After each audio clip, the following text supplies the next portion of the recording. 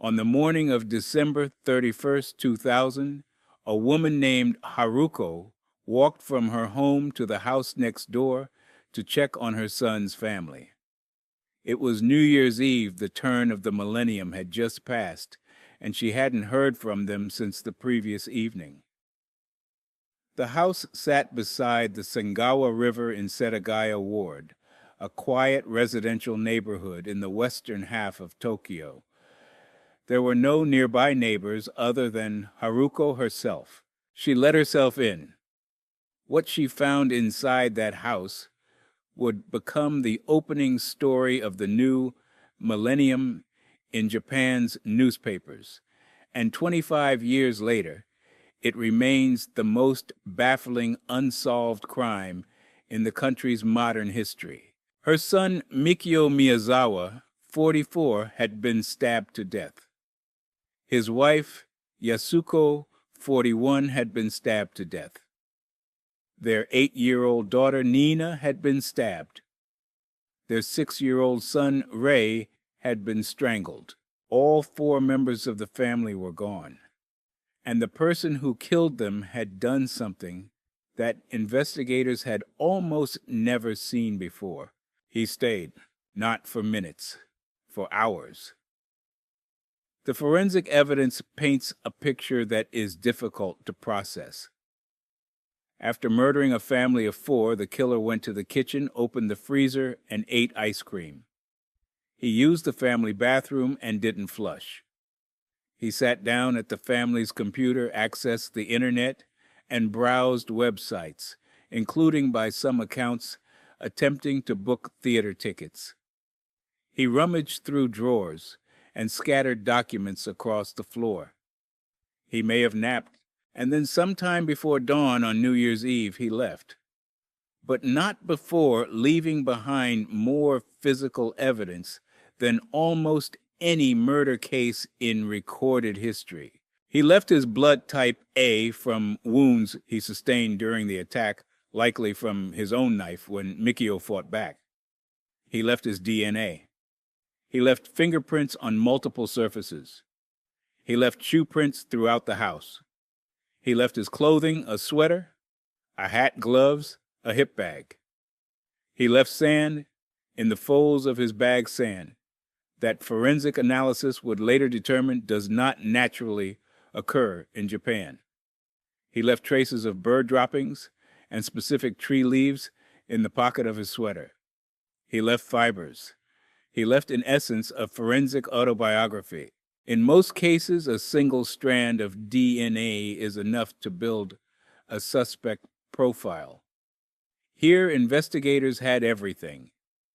They could tell you what the killer wore, what he ate, where he'd likely purchased his clothes, what kind of sand was on his shoes, and the probable composition of his ancestry. And they still don't know who he is.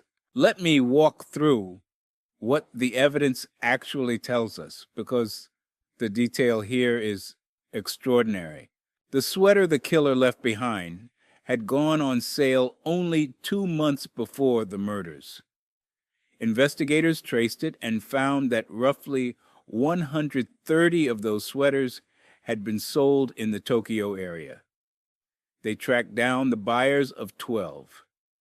They couldn't find the other 118. The sand in his hip bag didn't match any known geological source in Japan. It was later linked to areas in Southern California and parts of East Asia, suggesting the killer, or at least the bag, had traveled internationally. The DNA analysis revealed something unusual. The killer appeared to have European ancestry on his mother's side, with markers that also suggested a possible connection to East Asia. This was consistent with someone of mixed heritage, which in the year 2000 in Japan significantly narrowed the pool. And yet it wasn't enough to narrow it to a person. 3 kinds of powdered fluorescent dye were found on the shoes and bag.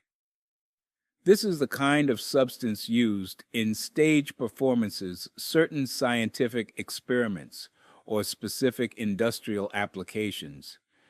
It was a strange detail, another data point that should have led somewhere and didn't. Now, I should acknowledge something here. When I list all of this evidence, it sounds like the investigation failed, and I want to push back on that instinct, because I don't think it did. The Tokyo Metropolitan Police dedicated enormous resources to this case. They investigated thousands of leads. They reanalyzed the evidence repeatedly as technology improved. As recently as 2025, they were still conducting public appeals, displaying mannequins wearing replicas of the killer's clothing at train stations, handing out flyers. The problem isn't effort. The problem is structural. DNA only works as an identification tool if the person it belongs to exists somewhere in a database, either directly or through a relative who submitted their own sample. As of today, the Setagaya killer's DNA matches nothing. His fingerprints match nothing. He is, as far as every national and international law enforcement database is concerned, a ghost. There's an assumption embedded in how we talk about forensic technology that evidence leads to suspects. In reality, evidence only confirms or eliminates suspects. Someone has to be suspected first. The DNA doesn't knock on your door and introduce itself. It sits in a file and waits for a name to be measured against. And in this case, 25 years of waiting has produced nothing. Some theories have centered on the possibility that the killer was a foreign national who left Japan shortly after the crime. The SAM, the mixed DNA profile, and the fluorescent dye have all been used to support this.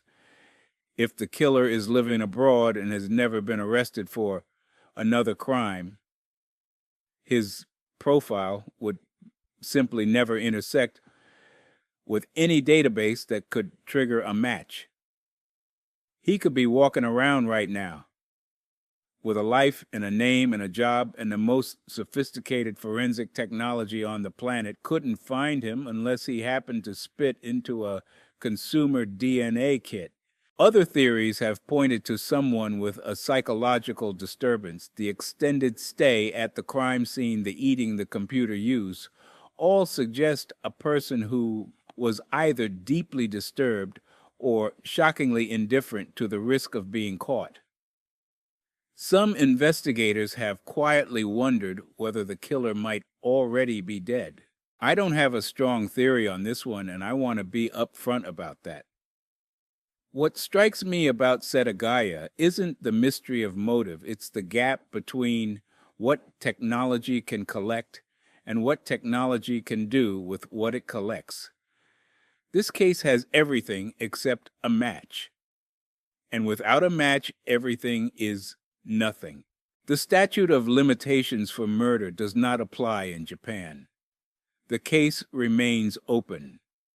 The Miyazawa family's house still stands largely unchanged beside the river where it always stood. The evidence exists. The answer does not. If the Setagaya case is defined by what the killer left behind, the next case is defined by what the killer let us see and how little it mattered. At 3:50 in the morning on April 18th, 2016, a motion-activated security camera inside the Creekside Church of Christ in Midlothian, Texas, recorded a figure entering the building. The figure was dressed from head to toe in what appeared to be police tactical gear, a heavy vest with the word police printed across it, a black helmet, gloves, and dark pants. In one hand, they carried a hammer. For the next 28 minutes, this person walked through the hallways of the church, occasionally using the hammer to break glass or pry open doors. The gait was distinctive, a kind of unhurried swinging walk that analysts and amateur sleuths would later spend years trying to decode. Was it a man, a woman? Someone with a limp or physical condition? The footage has been viewed millions of times, and to this day, nobody agrees. At 4:18 a.m., a pickup truck pulled into the church parking lot. A woman got out and walked inside. Her name was Terry Leanne Bevers Missy to everyone who knew her. She was 45 years old, a mother of 3 and a fitness instructor who was there to set up for her early morning boot camp class. The church's cameras didn't capture what happened next. But at just before 5 a.m., the first student arrived and found Missy on the floor. She had been struck in the head and chest. She was pronounced dead shortly after police arrived. What makes this case so frustrating is that the critical piece of evidence, the video, is simultaneously the most information-rich and the most information-poor artifact you could imagine. You can see the killer. You can study their posture, their height estimated between 5 feet 7 inches and 5 feet 9 inches. Their body language and their movement patterns for nearly half an hour. You can watch them try doors, peer into rooms, and wait. It is by any measure a remarkable piece of surveillance, and it tells you almost nothing useful, because every identifying feature, face, hands, hair, skin is completely hidden beneath the tactical gear. The gear itself became a focal point. It was mismatched the kind of equipment you'd buy online or at a surplus store, not standard police issue. This suggested premeditation. Someone had acquired the outfit specifically to conceal their identity. The police label may have served a dual-purpose disguise and deterrent. If a passing motorist had seen this figure through a window, they might have assumed it was a routine police sweep and thought nothing of it. And here's the detail that haunts me. There was a heavy thunderstorm in Midlothian that morning. The rain would have washed away footprints in the parking lot. Any tire tracks left by the killer's vehicle were gone. Whether this was luck or planning is unknowable, but the effect was the same. The investigation that followed was thorough. Over the past decade, Midlothian police have worked alongside the Texas Rangers, the Texas Department of Public Safety, the Ellis County District Attorney's Office, and federal agencies. They've received more than 10,000 tips. They've run forensic analysis on the footage. They've examined Missy's personal life, her social media, her relationships. No one has been arrested. No one has been publicly named as a suspect. I need to be careful here because the case has generated an enormous amount of online speculation. Missy's family dynamics were scrutinized. Certain people were accused by internet detectives with no evidentiary basis. I'm not going to amplify that because accusations without evidence aren't analysis, they're gossip. And they can cause real harm to real people. What I will say is this: the nature of the crime strongly suggests that this wasn't random. The killer was inside the church for nearly 30 minutes before Missy arrived. They weren't there to rob it. Nothing was taken. They appeared to be waiting. The timing, the disguise, the location all point to someone who knew Missy would be there at that hour on that day at that church. But knowing that a crime was targeted doesn't tell you who targeted it. And the disguise, the whole point of the disguise, was to make that question unanswerable. Now, you might think surely modern gait analysis can identify the person, and I want to address that because it comes up constantly in discussions of this case. Gait analysis is a real forensic discipline. Researchers have demonstrated that individuals have distinctive walking patterns that can, under controlled conditions, be used for identification. But under controlled conditions is doing a lot of work in that sentence. The Creekside footage was captured by low-resolution motion-activated cameras in poor lighting. The killer was wearing heavy, unfitted tactical gear that would have altered their natural movement. The floor was different from outdoor pavement, and critically gait analysis works best as a confirmation tool. You compare a known person's walk to the footage. Without a suspect to compare against the gait is just another piece of evidence floating in a vacuum. It's the same structural problem as Setagaya, dressed in different clothes. The evidence exists. It even shows you the killer in real time. But showing is not the same as identifying. And identification is the only thing that matters. As of April 2026, 10 years after the murder, Midlothian police confirmed the case remains active. Their statement said that no one has been ruled out as a suspect, which, when you think about it, is another way of saying that no one has been ruled in either.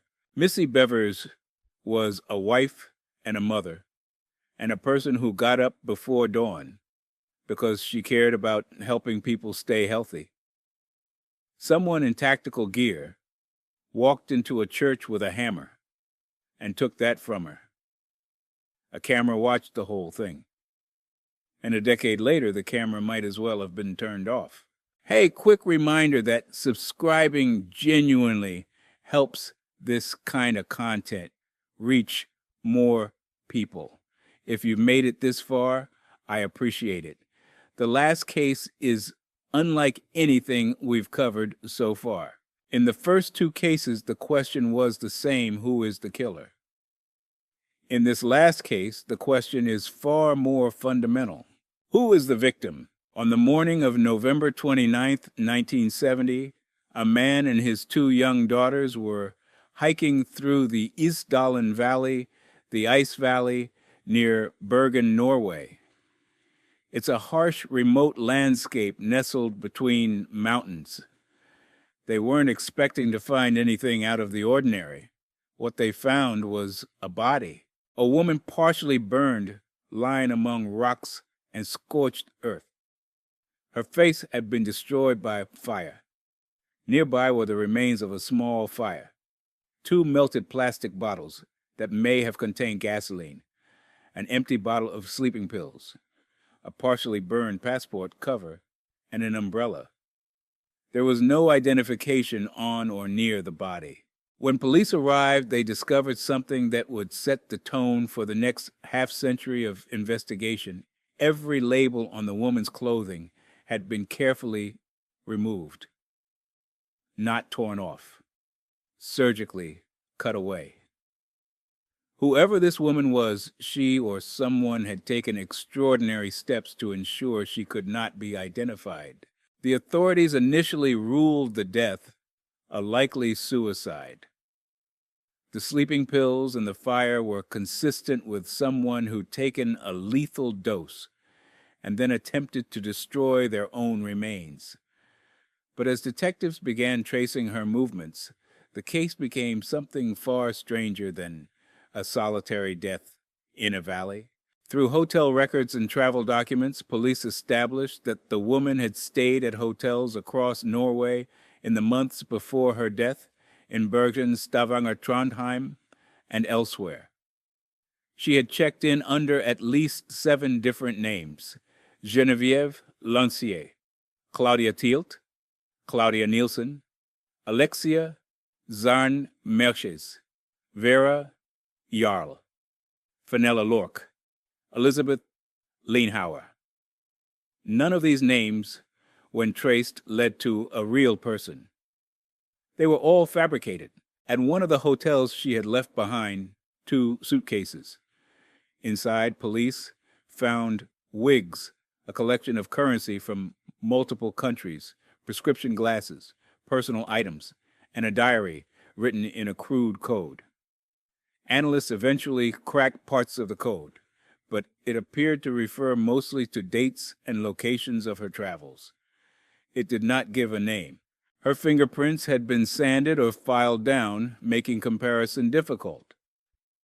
The forensic examination of her body revealed she was between 25 and 40 years old, approximately 164 centimeters tall, and had distinctive dental work gold crowns of a type not commonly used in Scandinavia.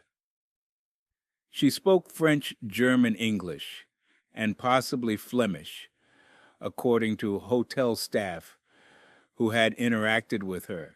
Now, here is where I have to discuss the espionage theory, because it's the one that dominates every telling of this story, and I think it deserves both serious attention and serious skepticism. Norway in 1970 was a NATO member at the edge of the Cold War's front line. Bergen was home to military and naval installations. The woman's movements along Norway's coast, combined with her multiple identities, coded diary, and deliberate self-erasure, led many to suspect she was an intelligence operative, possibly working for Israel, the Soviet Union, or one of the radical left-wing groups active in Europe at the time. This theory gained further weight when it was later revealed that the Norwegian intelligence service had quietly launched its own parallel investigation into the woman's identity separate from the police inquiry. A classified file from December 1970 noted that the woman's travel pattern corresponded with the locations of certain Norwegian military activities. A fisherman near Stavanger reported that a woman matching her description had been observing naval movements. The espionage angle is compelling, but I have to push back on it because there's another interpretation that fits the evidence just as well and gets far less attention. Author Dennis Zacher Aske, in a book published in Norway, built a detailed case that the Isdal woman was not a spy, but a sex worker, someone whose multiple identities and constant travel were related to her work rather than to state intelligence. Aske proposed that her death was either murder or assisted suicide. This theory is less cinematic than the spy narrative, which is probably why it doesn't get the same attention. But less cinematic doesn't mean less plausible. And here's what I think is the real lesson of this case. It doesn't actually matter whether she was a spy or a sex worker or something else entirely. What matters is that more than 50 years have passed, and we still don't know her name. Not her alias. Her name. The technology applied to this case in recent years has been remarkable. In 2016, Norwegian police reopened the investigation. They extracted mitochondrial DNA from tissue samples that had been preserved since the 1970 autopsy. They conducted isotope analysis on her preserved teeth, a technique that reads chemical signatures deposited during childhood to determine where a person grew up. The results were strikingly specific that the woman likely spent her early childhood in Central or Eastern Europe, possibly near the Franco-German border, in a region consistent with Alsace or Bavaria. She appeared to have moved westward during adolescence, possibly during or just after World War II. Think about what that means for a moment. We can tell you with reasonable scientific confidence what water she drank as a child. We can estimate the latitude at which her teeth formed. We can trace her maternal lineage to southeastern Europe or southwestern Asia. We can reconstruct a rough geography of her first 15 years on Earth. And we still can't tell you who she was. The DNA has been run through international databases. Interpol has issued a black notice, a request for information on unidentified bodies. Facial reconstructions have been published.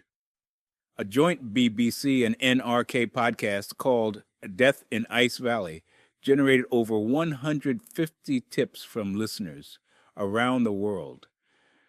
None led to an identification. Compare this to the other two cases. In Setagaya, we know the killer's DNA, but not his name. In the Bevers case, we have the killer's image, but not his face. Here, we don't even know whose bones are in the grave. And that, I think, is the uncomfortable truth that ties all three of these cases together. We live in an era that has given forensic science extraordinary power. We can sequence a genome from a fragment of bone. We can trace sand to a specific beach on a specific coast. We can analyze the isotopic composition of a tooth and tell you what river a person drank from as a child. We can capture high-definition video of a crime in progress and play it back in slow motion, frame by frame, for a decade. And none of it, not one bit of it, works without a human connection on the other end. DNA needs a database. Video needs a face. Isotope analysis needs someone somewhere to say, I knew her. That was my sister. That was my friend. The technology can tell you where she grew up. It can't tell you who loved her. And without that, without someone stepping forward to close the loop, the most advanced forensic science in history produces the same result as no science at all.